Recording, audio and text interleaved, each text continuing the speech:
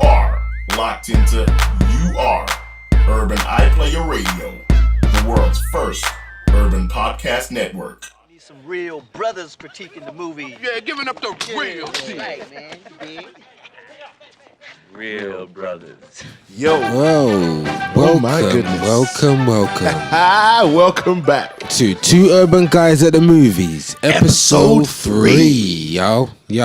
So we hope you enjoyed and checked out the last episode. You know what I'm saying? Last two episodes. Yeah, last two episodes, you know. So, I'm losing track already. So, Yeah. I mean, basically, if you don't know, we reviewing movies with an urban twist. Yep. We're going to be reviewing 3 movies. Yep. 2 of them going to be movies, more recent movies that you might know, might have seen, might not have got around to seeing. So we're going to give you our honest opinions, the real man opinion. Yes, right. And there's going to be one urban classic movie. If you haven't seen it, My hopefully favorites. we're putting you onto it. And if you have, hopefully you'll appreciate our views. Yes. Yeah? All right, cool. So So let you me want to just start off. introduce yourself? I introduce myself. I'm the man they call Kwame Music, Mr. Music if you're nasty. Yep. Yep. And And to my right hand side, my And right hand I'm man, Enigma, you know? Yeah. the mystery Mystery the that is- man, Mr. Enigmatic, you know how we do this, yeah? Yeah. All right, so what? You want to jump straight into the first movie? I just want to jump straight in because I mean, it's again like we did franchises last time. Yeah. And this is another humongous franchise. Big franchise. One of my favorite franchises Big, of all big. time. Yeah, man. Yeah. Mission Impossible Rogue Nation. Rogue Nation. Damn. Even though it looked like Rouge Nation to me. I know I haven't written it in the show notes, but it looks like Rouge Nation, which is, it's just weird. No, But yeah. it's not Rouge because Rouge would be the U before the G. It's the but U after the G, which makes it Rogue. It looks Rouge to me. And then that's red, right? Rouge is red. Rouge is red, Red Nation. See, where we going? Anyway, forget it. Yeah.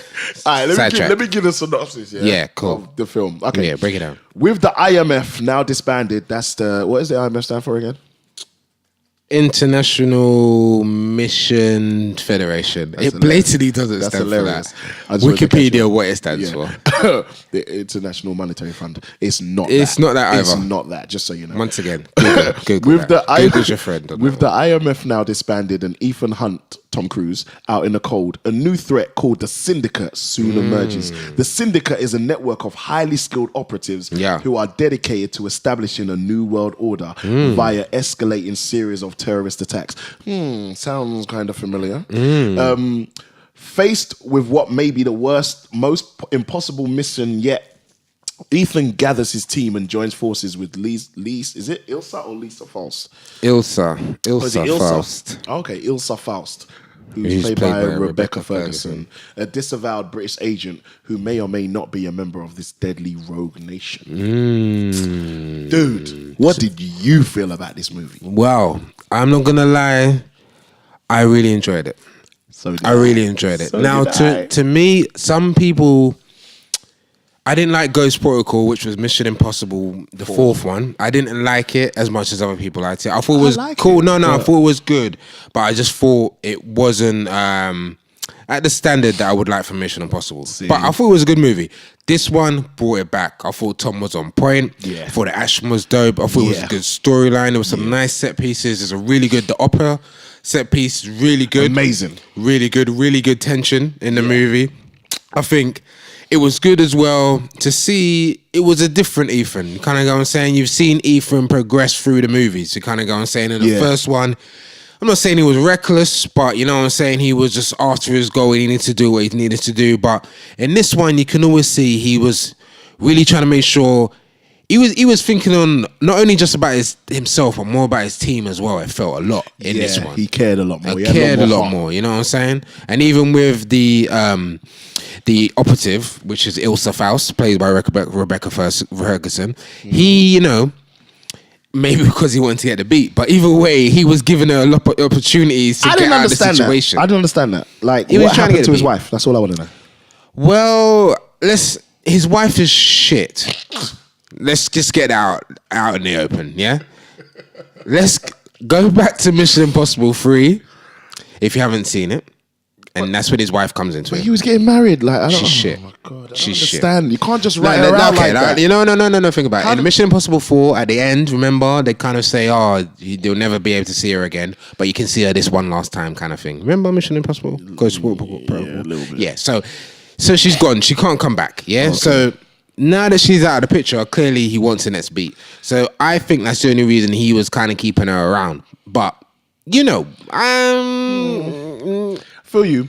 You see what? Yeah, okay. You know. My thing is, if she was a man, would he have gone to their lengths that he would have gone? Obviously not. Obviously so not. He's trying to get the beat. She was an attractive woman. He's trying to get the beat, which makes sense. Yeah, but I mean, okay.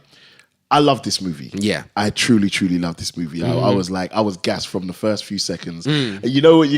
Bro, one of my favorite lines in the opening scene is, I can't authorize that. I loved it. And I don't even like Jeremy Renner, but I liked him in this movie. Yes, yeah, you mentioned that name again. Jeremy Renner. Jeremy Renner. They are forcing this guy. He's back. Like, oh my God. It's kind of nuts right now. They're not going to let him die. Like, it's kind of nuts right now. He's going to put him in everything. He's in everything. He's in everything. But I'm not going to lie. I liked him in this movie. Whoa. I liked him in this movie. Okay. I can't authorize that. I'm not going to lie. He worked a lot more in this than in most films that I've seen him in. Yeah. You know, you know why? Because he's the side guy, fam. Yeah. He's that the side guy. Don't try to be the main guy. Yeah, Don't try to be Born, yeah? Don't try to be Born, because you're not Born, bro. That doesn't work. That's why they're getting Matt Damon back for the newborn. No way. Yeah, you're done, innit? You're done. Renner's done.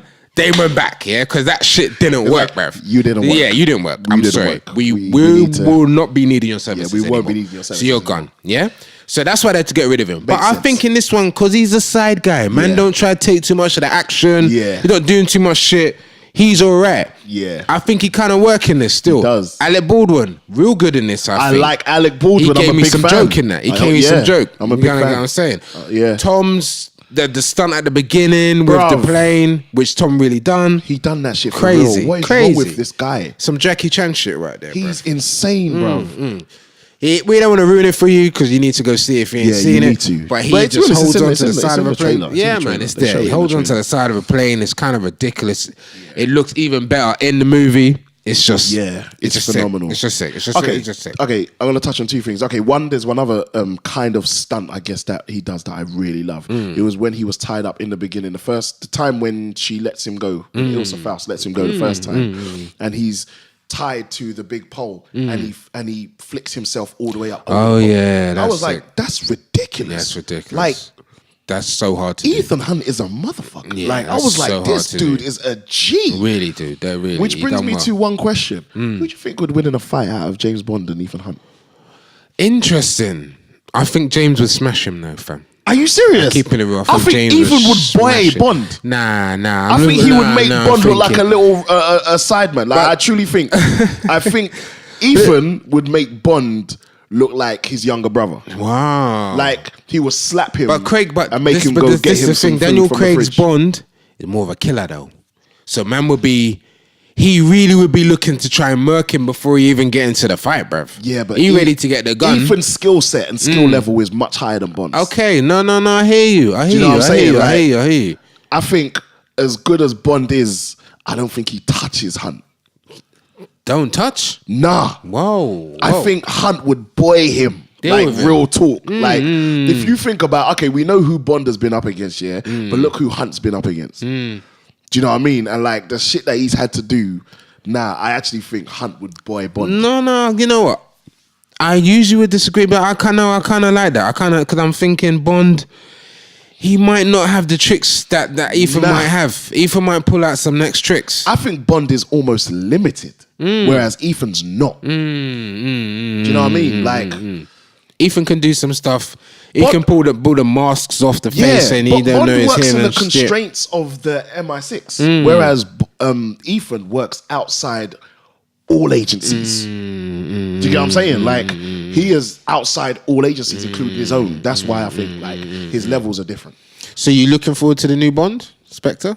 Yep, 100%. Looking forward to that? 100%. And you know why I'm looking forward to it? Because Skyfall was possibly one of the worst films I've ever seen in my life. Whoa, you didn't like it? Bruv, No one should like it. Whoa. Bruv. I thought it was alright. No, it wasn't all right. No, I thought it was alright. No, it wasn't. And you don't think that. Watch it again and don't lie to yourself. No, because that it film, was okay. someone at the end, like if I was at the premiere and I sat there and I watched that entire film, I swear I would walk over to Sam Mendes, tap him on his shoulder and slap him with the back of my cuticles.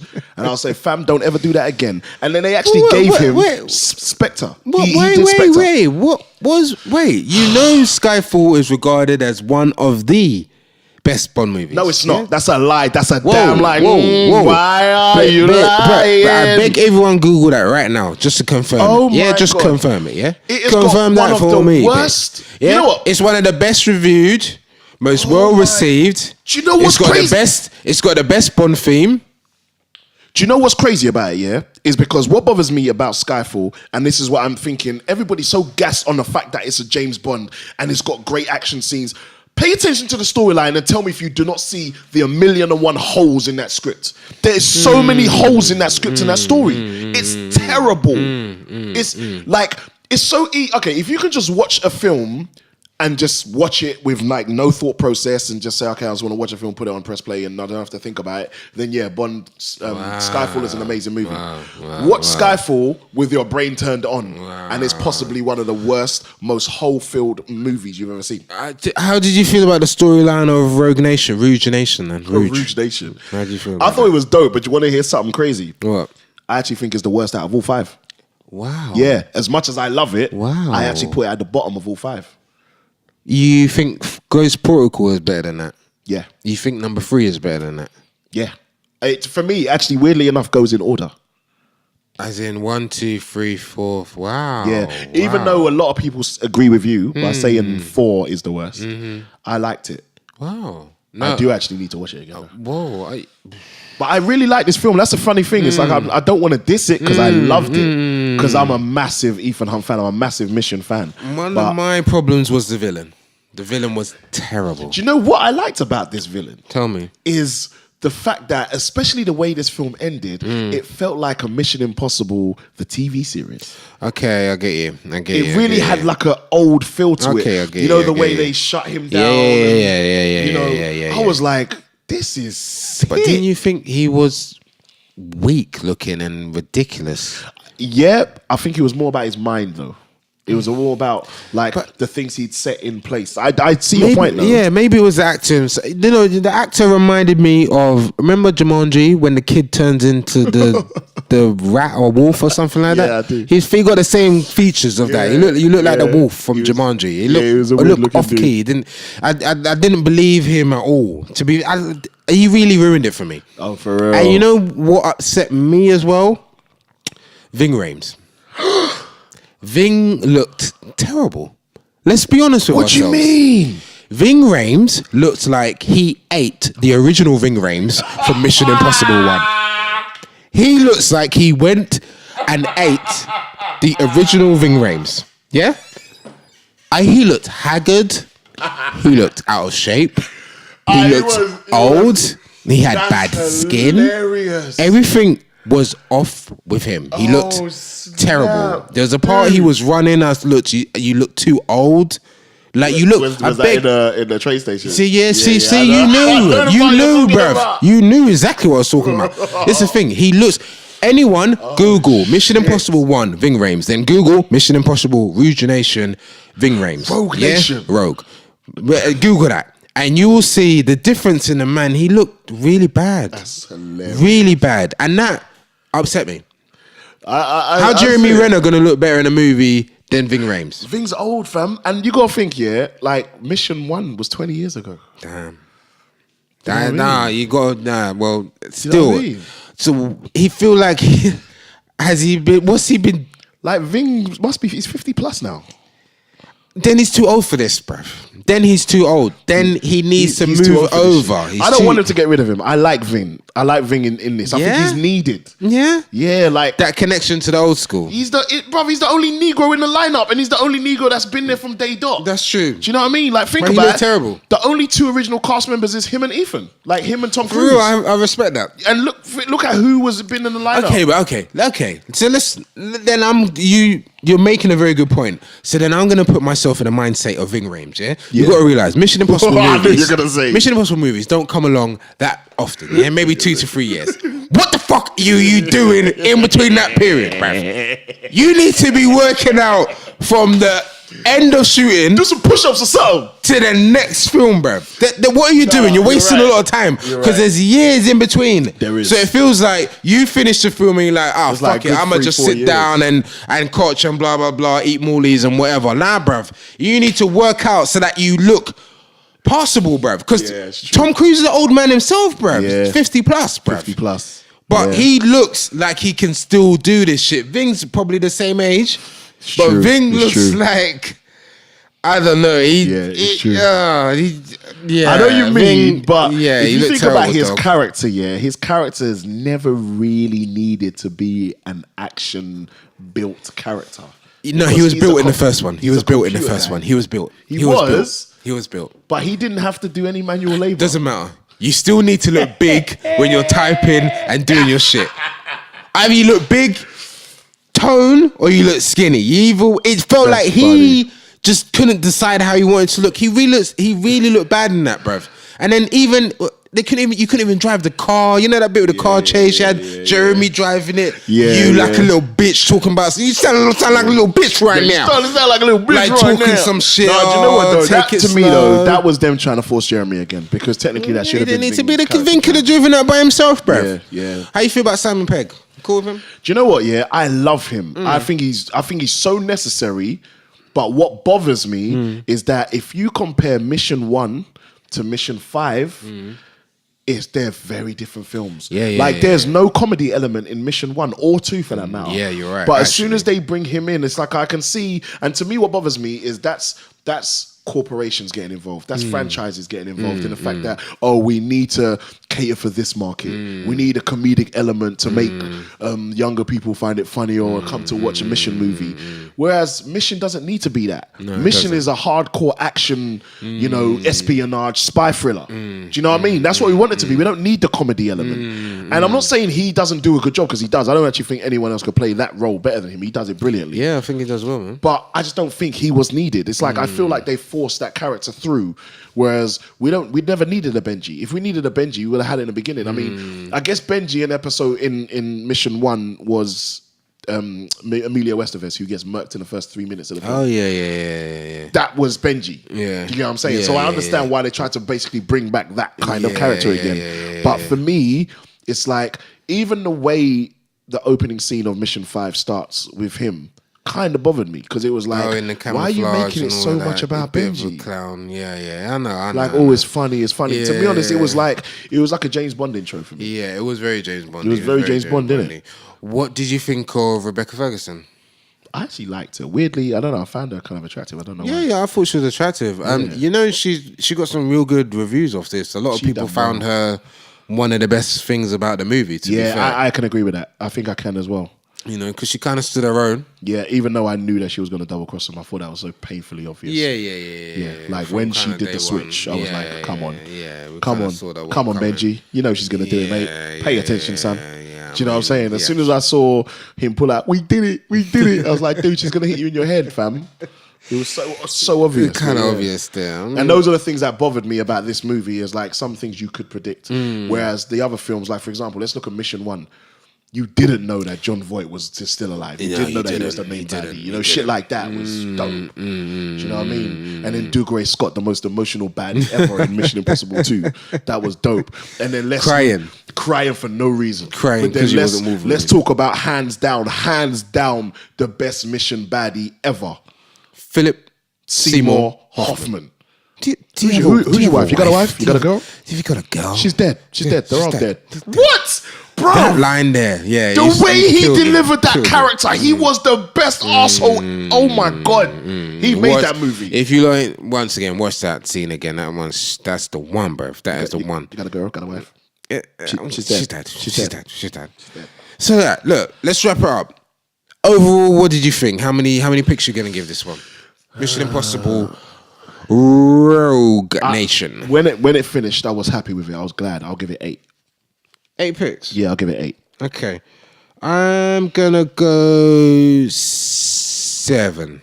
Seven. Yeah, because definitely one of the weaker one of the franchise. Definitely one. The of weakest for me. Yeah. And let's meet halfway, then I'll say 7.5. then. Okay. 7.5. Yeah. So yeah, it's worth checking out. You know, I mean, geez, they killed it at the box office though. Shit. yeah, I mean, they made a lot of money. It was 679 million at the worldwide box office. Budget was 150 only million.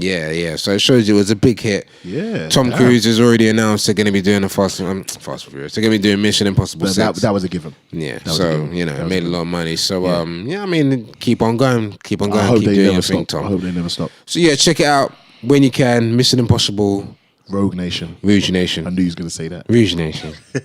You are locked into Urban iPlayer Radio, the world's first urban podcast network. Yo, so the next thing we're going to be reviewing, it's not actually a movie. It's not even a movie. Yeah, it's not a movie. It's a special. It's a Netflix special. It's a Netflix special. Imagine. How you feel about Netflix before we get into that?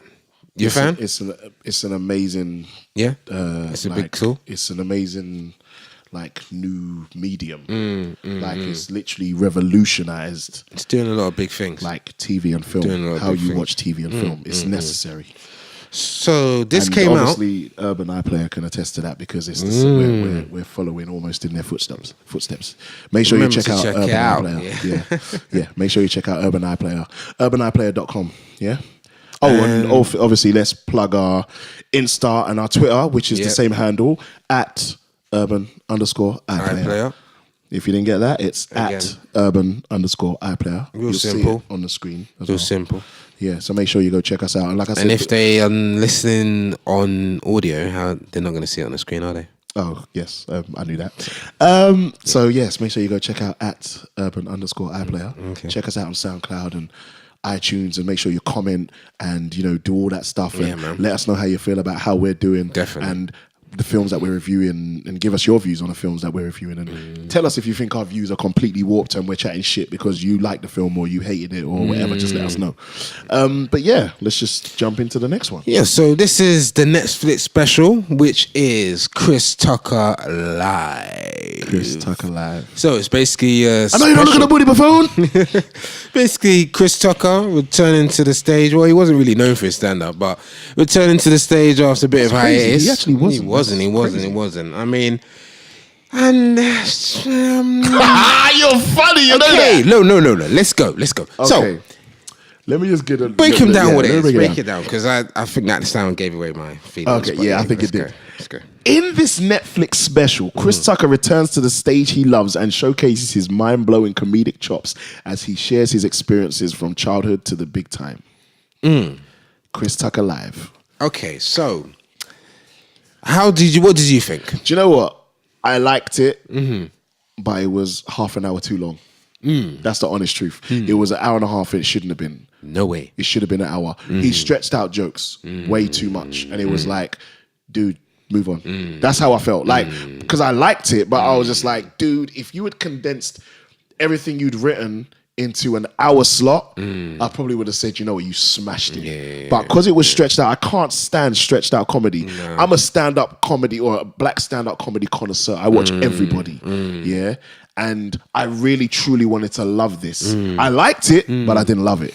Did you think he was still funny? To a degree, yeah. Yeah? there was- think he still got it? Not really, no. Okay.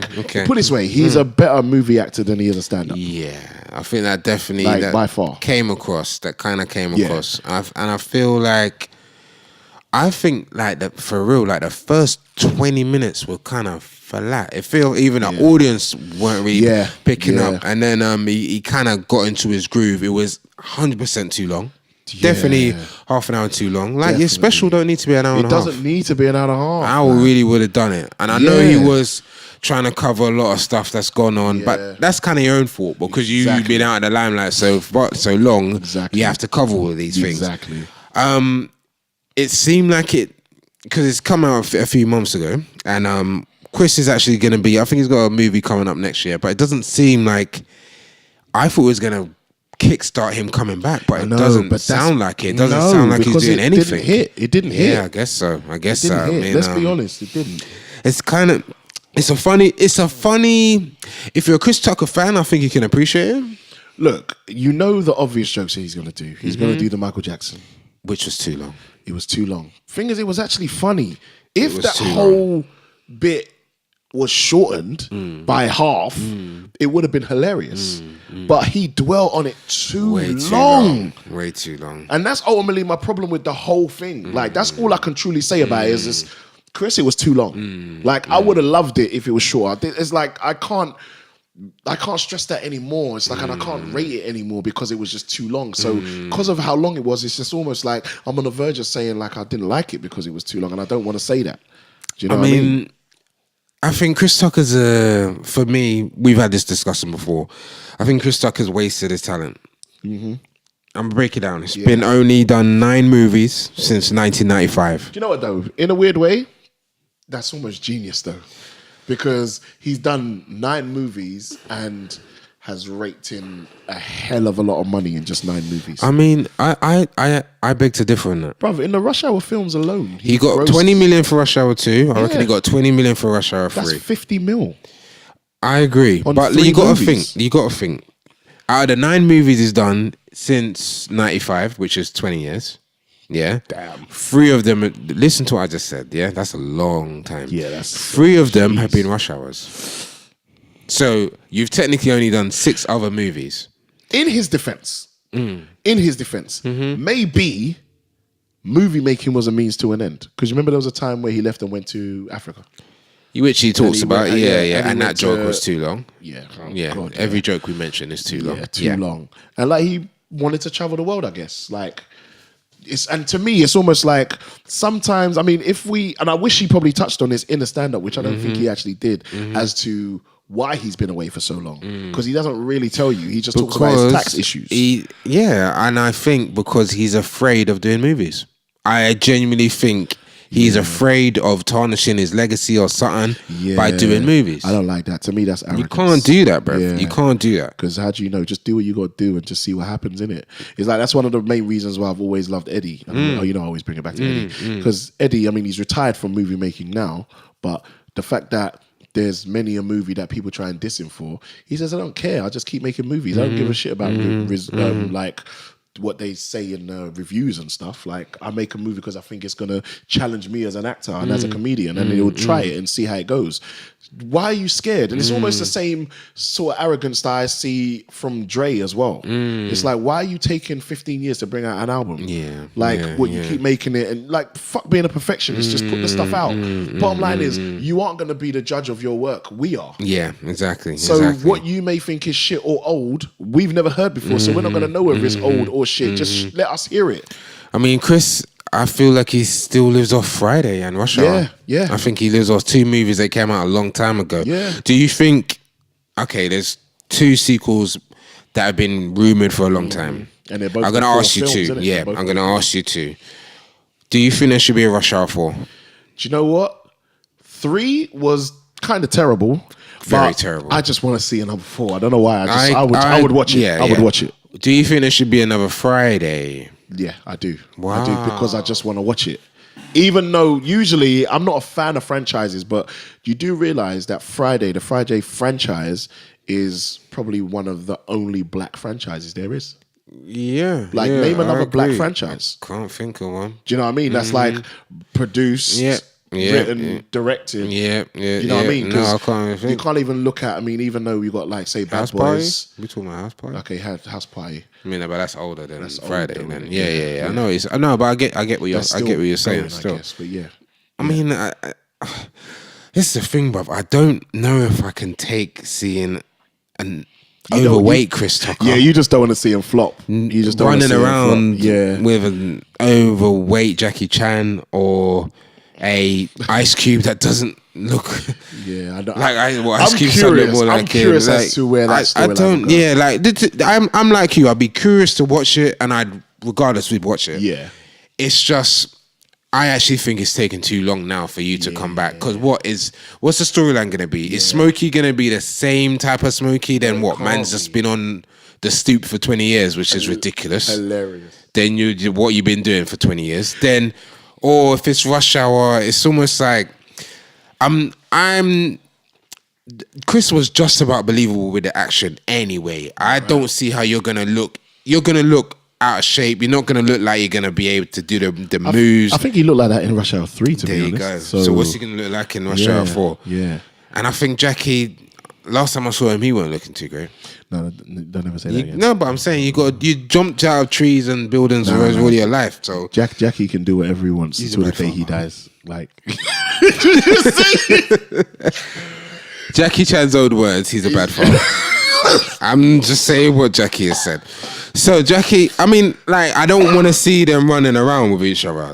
Me personally, I don't want to like that. And I mean, Chris, did you see him in Silver Linings Playbook? No, I didn't watch it. Wow. It's got Jennifer Lawrence in it. Yeah, I know. I don't know why I didn't watch it. Look good.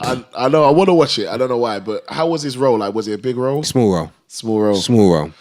Small ass role. Seriously. Fam. It was a small ass. So why did he do it? Like Michael J. White type role. Oh shit, man. Chris. So it wasn't Chris. like yeah. No, like, Chris. it was. And he wasn't like straight funny in it. He kind of played it a bit more straight, but with a little bit of funniness. Scene. It's worth checking out. I mean, The Fifth Element. How did you feel about Chris? Did we just move on from that? Yeah, Chris please. Tucker? Yeah. Gay Chris. Yeah, that was gay Chris. I don't know why. Dead Presidents. You mentioned that. I liked him in that film. Yeah, I liked him a lot in that film. Yeah. The film was dope. Meets his demise kind of early in that. From what I Quite deep remember. still. Yep. But the opening scenes were hilarious. Yep. You know, the opening scene of Dead Presidents when they're in the back of the milk. Yeah. Papers and the milk and stuff, and him and Lorenz Tate and then their Latino brethren, and then they're all just talking about what they're gonna do after they leave college and shit, and the scenes with all the girls at the graduation party and all that. I liked it. Yeah, like that showed me that this guy can friggin' act. Like he can act. So from Dead Presidents, it was almost like, dude, do something more. other than Rush Hour. Do some more. I mean, personally. And you might actually agree with me on this. Like, out of all the films that we've mentioned, and weirdly enough, I think I might even include Friday. Yeah. So all of the Rush Hours, all of the Fridays, everything he's done. My favorite Chris Tucker film is Money Talks. Money Talks. Still Money Talks. Like Money Talks. I love that movie. If you haven't watched Money Talks, it's why didn't he brilliant. do more? Yeah, it's a brilliant movie starring him and Charlie Sheen. What? That's prime Chris Tucker It's for me. That's hilarious prime from Chris beginning Tucker. to end. Everything that comes out of his mouth is hilarious. But you know, a lot of people do not know about Money Talks. Money Talks, really. No, seriously, check that straight out. Wow, it's available on Amazon. Go check it out. Money Talks, Charlie Sheen. But didn't it make a lot of money and he made a lot of money? It did, but you're talking about today's generation. They ain't gonna know because Chris has faded so he has faded away. You gotta think, if you're a certain age, you only know Chris Tucker from Rush Hour. Yeah, wow. And that's it, bruv. Like, some people might not even know him from Friday, bruv. Shit. Because Money Talks was that before Friday or after? No, it was after Friday. After. It was after Friday. But it was like... He'd blown up then. Yeah, he done his thing there. But it's almost like, once the Rush Hour stopped, he stopped. Yeah. And that was a long time ago, That's bruv. That's true. What, Michael Jackson video? And one of the worst Michael Jackson videos. I'm a fan, you can't say that. Bang, bang. I know who you are. It's terrible, you're right. Like, You know it's what? real bad acting. Why in the Rock hell My did World. they use Marlon Brando? Marlon Brando? I don't And he understand. was jarred. He looked like he didn't want to be It's there. like he didn't want to be He didn't want there. to be there, bruv. He didn't want to be there. I know who you are. Bang, bang. It's terrible. I love the tune though. I love the song. Go watch that if you But, don't oh know Rock My World God. YouTube video with Marlon Brando. Like, it's on YouTube. That's I mean. hilarious. Yeah, it's That is funny. this is what I'm saying. But this is what I'm saying. Chris is still relying on that whole Michael Jackson link in your comedy. Yeah. You know what I'm saying? That, like, when did Rock My World come out? Realistically, Bruv, man. no, realistically. Well, Mike was alive, so it had to have been way before 2009. Way before 2009. I genuinely feel there's about. No, wait. What album is that? That's Invincible. Oh my God. We're talking about what? That's early 2000s, fam. That's what I was thinking about. 0102. Wow. 0102. Wow. Now, like, imagine if. Wow. Like, why would you? That's a great situation for you. Yeah, that was brilliant. It was Shit, one of the it's highlights of banging. your life. Sorry, that's hilarious. We sampled that shit. We sampled that shit. Honestly, you know what? Go to YouTube and watch Rock My World video. It's actually hilarious. It is, It's actually really worth hilarious. checking out. Like, it's funny for the bad acting and stuff. But It's true. it's almost like, why you imagine if that was a thing, fam, and then you said, "Raw man had a nice thing in 0102, you know, Bridget." It's like, And then fam, it's like 2015. Yeah, and it's like, why are you still talking about that one thing? What, you haven't had a thing since that thing? Like, fam, Why are you mentioning her still, bro? Where's your quota at, That's fam? what I'm saying. Like, why are you still Up talking your about a damn thing quota, bro. from 15 years ago, fam? That's old school things you're still talking about. It's That's true. why I don't true. really rate you for drawing for them. I you know, in the special, I did like when he was speaking about his family and how they asked for money and stuff. Yeah. That was kind of hilarious. That was one of the funniest parts of the family part was when he was talking about when his dad beat him and his brother like slaves. That was hilarious. That was I actually laughed out loud at that bit. I was like, that's funny. When he said be strong when they was looking at each other lying on the couch. He said naked. Like, why were they naked on the couch waiting to get beat? That was funny. That was funny. That was funny. But it did have funny parts. To be honest, like the meat of it was actually hilarious, but it was just too long. Yeah. If he didn't stretch out all them jokes, like every joke was almost said 4 times, kind of thing, like stretched out. I'm like, if it was just said like once or twice and condensed into an hour, I would have been like, Chris, come back, he's back. But no. It felt, I think I said this to you before, it felt like an extended Rush Hour scene. That's what it felt like. It felt like him doing Rush Hour for an hour and a half. To me, and like, imagine watching Rush Hour without the Jackie Chan scenes. Oh God, yeah. You know what I'm saying? Yeah, it'd be funny, but after a while you'd be like, damn, I need something else. I need something else. So I think it had a bit of it, because he had to cram so much in. It felt like he had to stretch out stuff unnecessarily, and it kind of resulted in it being bloated and not great. Excuse the pun. Yeah, yeah, basically, yeah. So, I mean, it was good. I mean, look, Chris Tucker can come back and do the Rush 4 and do the Friday 4, and it could reignite his career. My feelings are, I don't think he cares about reigniting his career. I don't think he even wants to. Okay. I think he's coming back for tax purposes, unless he catches the Hollywood bug again. But he's an enlightened young man in a sense that he left Hollywood for a reason, because he was the next Eddie Murphy. He was the next biggest star. Yeah, definitely. He was where Kevin Hart is now. Yeah, definitely. So he was the next golden boy. Yeah, definitely. And obviously where Chappelle was. Yeah.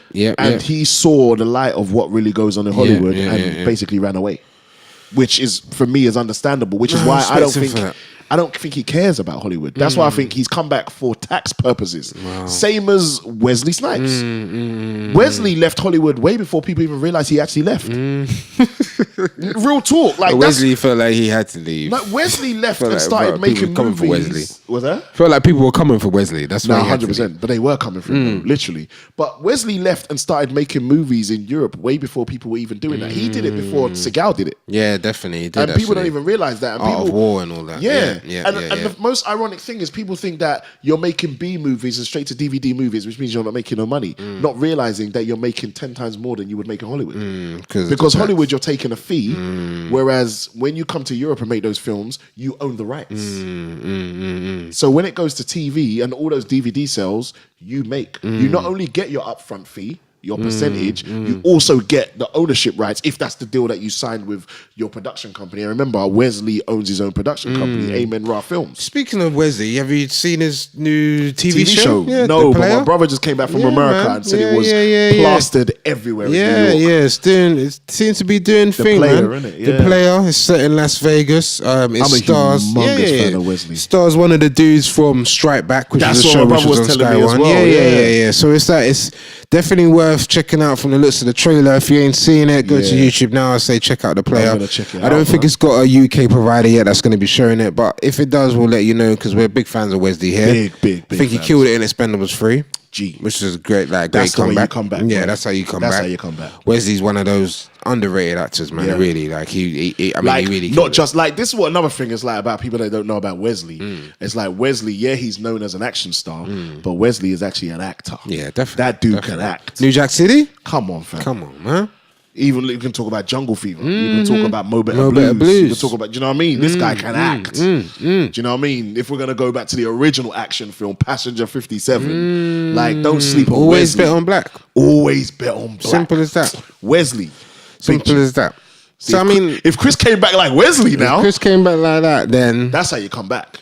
So I mean, look, I don't like not recommending urban special from an urban legend who has technically given us a lot of laughter. He has, yeah. So you know what? I'm gonna be honest. I'm gonna say to people, check it out. What are you rating it though? So rating it is what you're gonna tell them. Okay, I'm gonna rate it, but I'm gonna just say if you're a Chris Tucker fan, I think you'll love it. If you're a Chris Tucker fan. Yeah, but bruv, we are Chris Tucker fans. All right. Let me rein that back. Yeah. If you're a Chris Tucker fan, you will like elements of it, but you'll find it too long.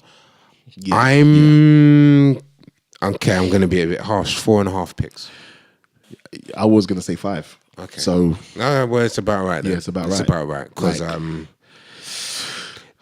that unfortunately holds the distinction of the lowest rated movie so far on Two Urban Guys at the Movies. Chris Tucker Live actually is the lowest rated now. Shit.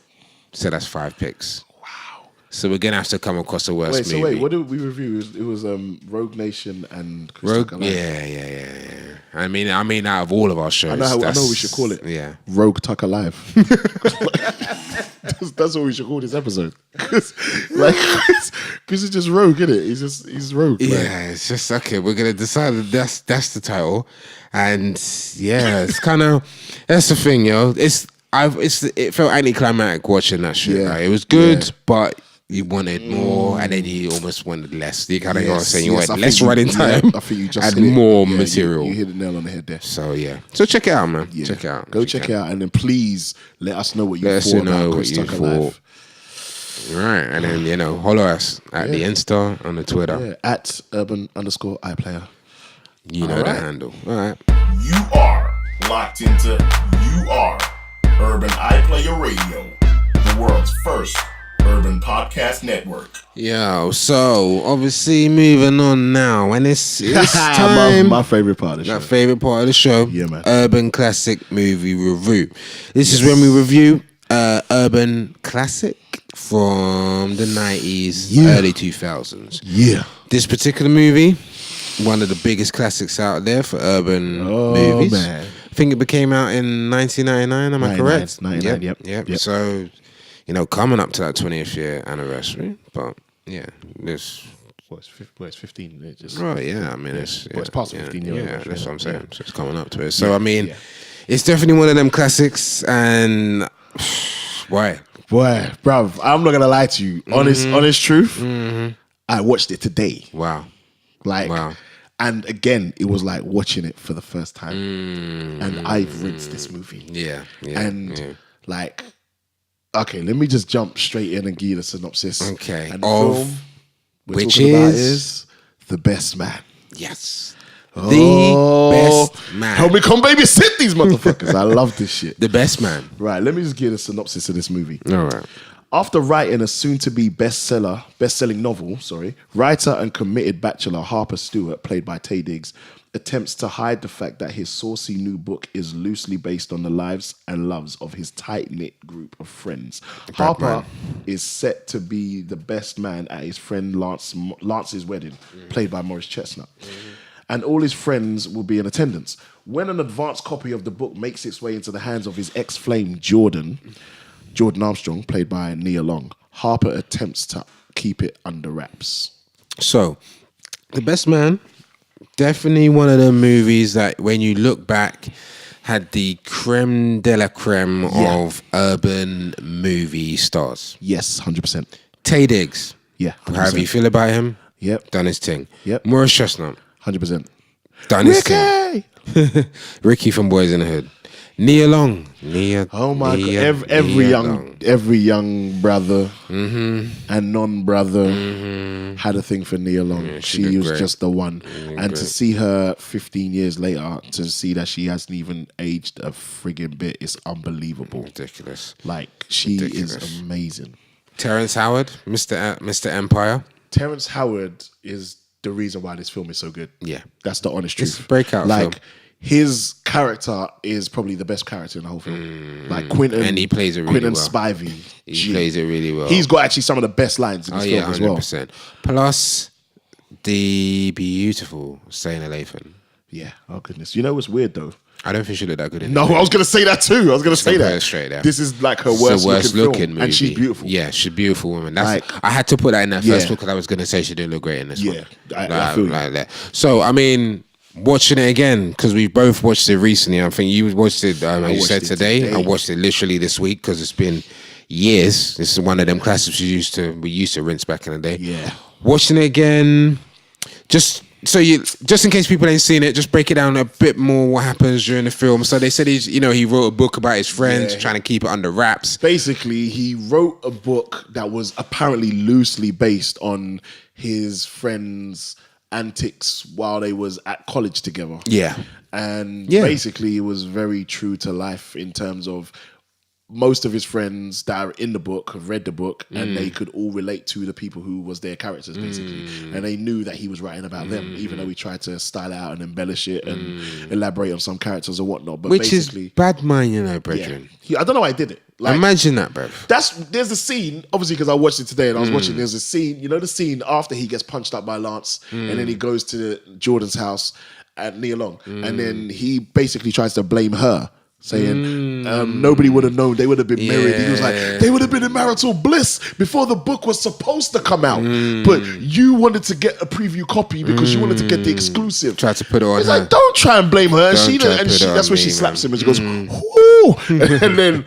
she's like, you wrote the book, so don't try and blame me when it's your words. And That's it's what true. I'm saying. Like, It's he's bad, an man. idiot. It's bad, man. It's bad, man. You got to think, like, a lot of us done a lot of dirt in college, yeah? Yep. Everyone knows that, yeah? College Little is, bit. yeah, college is where you were sowing them, Royal oats. yeah, you know what I'm saying? College, and not just the man, the girl them as well that might be listening to this, Yeah, don't lie to yourself. college, Don't lie to yourself. you let yourself go, you some know, of you lot are dirty. like, you know.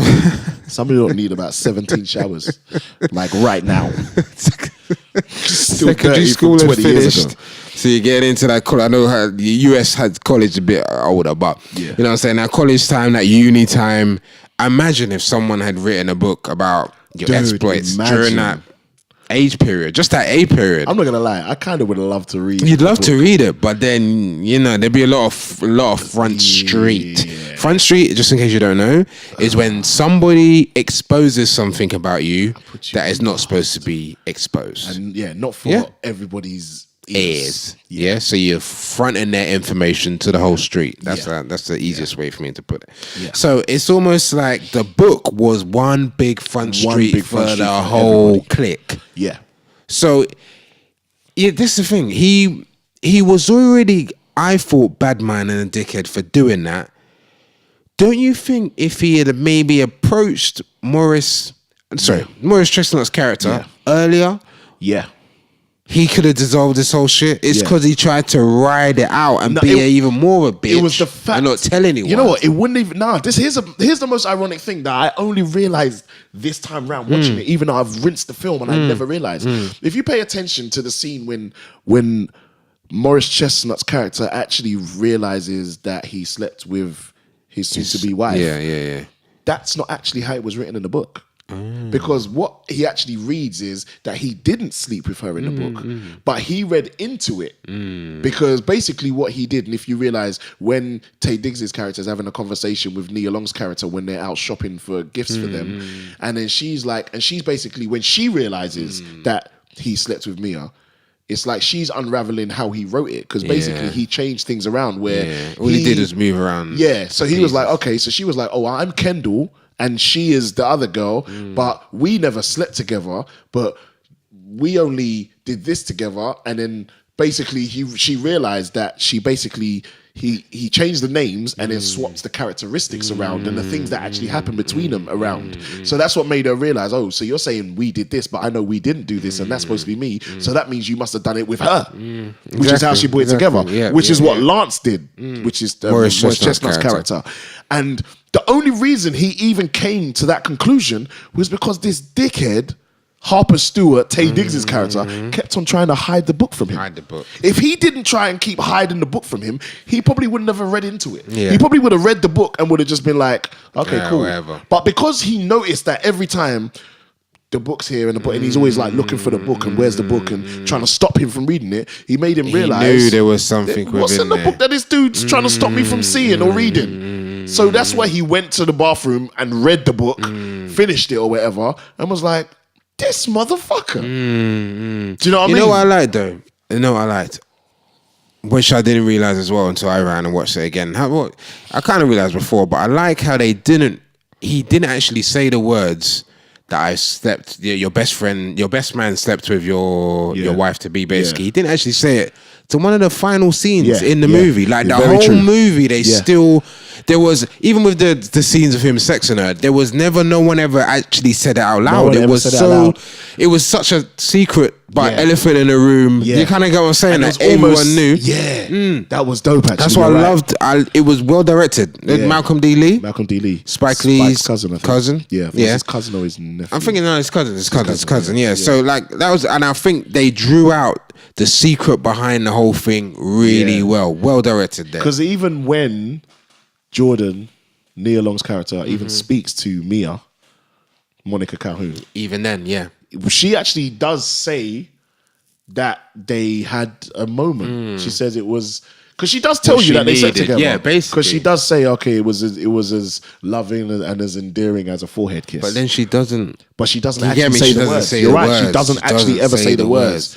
She just says, I know you did it. And then she's like, no, it wasn't even like that. Even though she's saying it, but she's not saying it. So technically you're right, because no one actually says it until Tay Diggs actually says a long time ago, Mia slept with your best man. And that was the only time it was ever actually verbalized, which was dope. It was dope. Very well you written. alluded to it earlier, Terrence Howard. Great role for him. Quentin Spivey. Smashed it. Brilliant character. Smashed it in this role. The best character in this film, because he was an arsehole, but he was the realest character. He was the truth. And I loved it. He had, like I said, he had the best lines. My favorite scene, probably my favorite scene in the whole film, is when all the guys are sitting around playing poker. Oh, love that scene. Love that scene. Tension. Love it. Like it's geniusly written. Like the way you see the tension build. They're there, 4 friends sitting around having, like, explain to people what's happening. Like basically, it's like the man them are sitting around in a hotel poker game, playing a poker game, like just basically chilling out with the fellas before the wedding party starts, which is the next day. So they're just hanging out in a hotel room playing poker, and they're also having a conversation about the past, like when they was in college and how everything is now. And basically they're asking Lance, how come you're getting married now and blah, blah, blah. Like, this is a big deal. You're getting married and you're marrying your sweetheart, but you stepped out on her for bare years, like, because he's an American football player. So he plays for the New York Giants. So obviously he's getting money. Yeah, and chicks are throwing themselves at him 24/7. So they're saying, how come now you want to settle down? So they're basically talking about relationships and life and love. And basically, at this point, Terrence Howard's character's already read the book. So he knows basically what Tay Diggs' character's already done. Which is slept with Morris Chestnut's soon-to-be wife when they was back in college. And obviously the thing with Terrence Howard's character is he's an arsehole because he's like, he knows he's holding the power in his hand because he's got the knowledge of what's happened. He's almost playing with it. So he does this thing where they're all talking and having this conversation about relationship and shit. And one of my favorite lines in the whole film is in this scene, is when Quentin, Terrence Howard's character, says to Morris Chestnut's character, he says, so what if Mia stepped out on you? How do you know she's never stepped out on you? He says, because I know my angel, man. And he says, yeah, but how do you know this? And then he says, and then Morris Chestnut says to him, because her pussy curves to my dick, nigga. That's how I know. Like, that line is so raw, but I get, when you just hear a line and it makes sense. It's like, that's deep. That's a deep line. That's a deep line. And then Quentin just keeps raising the bar, raising and pushing. And this is the first time you see Morris Chestnut's character's anger in this. Yeah. Because that's something I didn't really clock last time as much. He's an angry dude, though. He is. He's fucking hypocritical. Let's be honest with ourselves. He is. But he's a man. But he's hypocritical, but he didn't hide his hypocrisy. He was open with it when he said, one, I couldn't deal with a woman that earns more than me, which is why I'm happy that she is that kind of woman. And that's when the merch says to him, "Oh, consummate mother whore," and he's like, "Yeah, word is bond, dog. Every man wants one." Because he's like, and it's true, innit? It's like every man wants that woman who's gonna, stay at home and raise their kids, but at the same time, basically, she's a freak in the sheets, and a lady in the streets, in the streets, basically. That's what he's ultimately. That's what he's saying, and he's saying that's what every man ultimately wants. And he's saying now he's happy that she wants to be a stay-at-home mum and just sit there and raise their kids. That's what he wants because that's how he was raised, in a sense that. His parents are still together, so marriage is sacred to him. Even though he's done all his dirt, he's happy to settle down now. You get what I'm saying? That's basically what he's saying. But even though he says, and he was hypocritical, but he did say to Taye Diggs' character, even if she did step out of me and sleep with somebody, I'd have to forgive her because of all the shit I've done.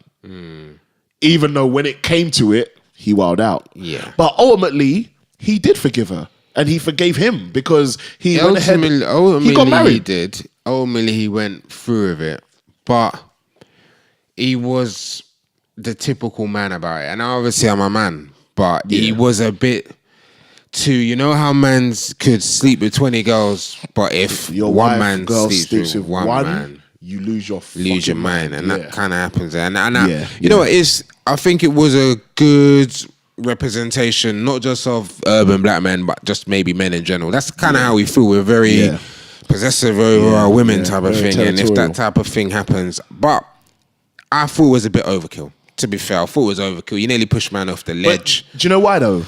Because it's his best friend. I think that kind of changes everything. I appreciate that. I appreciate. You know what I mean? But didn't you think they didn't push the best friendness enough in this? It felt like he was more. No, I don't think they did. Mia's friend. Yeah, for me, that's what it came across. I think they could have been. They could have pushed that brotherhood a bit more. I think that would have helped me. I think they tried to show it in the flashbacks a bit. Yeah. When he was when they were doing a newspaper thing, and he put them together. When he came to his room, and he was praying together. I guess so. Do you know what I mean? I think they tried to, but I do agree with you. You know what I'm saying? It wasn't a brother like The Wood. You understand what I'm saying? Like, you felt like they were man them. You understand what I'm saying? Yeah, that's coming soon. The Wood is coming soon, which also stars Taye Diggs. Yeah. And No, what's his name? I was gonna say Mackay Pfeiffer, no. Omar Epps. That's it. Yeah, so like you felt that brotherhood almost from the beginning. Yeah, you're right. But this one, I didn't really get it. But I'm not criticism or anything like that. I'm just saying, it just felt like his reaction went to an overreaction. But like you said, he did forgive her in the end, and he forgived his best man in the end. Look at that scene. Oh man, that scene still like fucks with me. I'm not gonna lie. Which one? Like when he's at the altar doing his vows, and he has the flashback of her. Oh, that kills me. That kills me every time. Because put yourself in his boat, like, and watching that scene again, not to get soft on you or nothing, but that scene is mad emotional, fam. Like watching that whole scene of like when she walks to the altar and then like he just basically starts crying. It's like, I mean, put yourself in that position. Obviously, I know you're not married yet. No, that's not happening.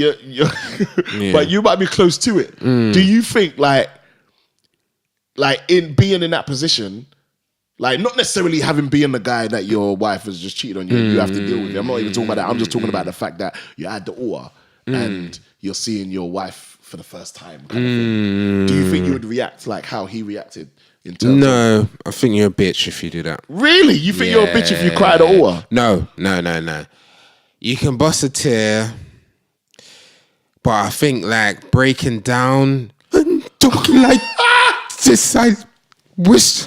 I think that's a bit much. When you start having that, tell my wife that I love her voice, that's a bit much. You're ruining it for everyone. Then you're going over the top. You get me? But did you not notice everybody was dropping a tear? Like I saw when she was speaking, Terrence Howard's Quinn drop a tear. I didn't notice that before. I don't know. No, I agree with that. Nia Long was as well. Yeah, I see that. But I think for me, I don't see myself. A tear could be bust, but when you start breaking down, the breakdown, you look weak, bruv. You look weak in any situation. I don't feel the breakdown too much. Like man's not saying you shouldn't cry, but in certain situations you shouldn't cry. And at the altar, you're supposed to look like a man. You understand what I'm saying? You're supposed to look like the groom. This is my wife that I'm about to marry. You understand what I'm saying?